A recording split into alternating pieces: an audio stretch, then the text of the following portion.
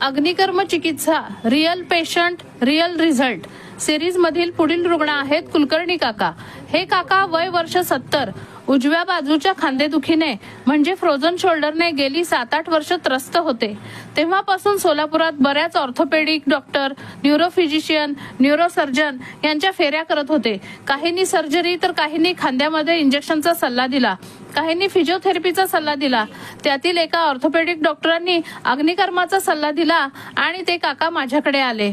सर्वप्रथम आयुर्वेदाच्या भंडारातील अत्यंत प्राचीन, अजून जास्त प्रकाशात न आलेली पण अत्यंत परिणामकारक अशी मर्मचिकित्सा केली।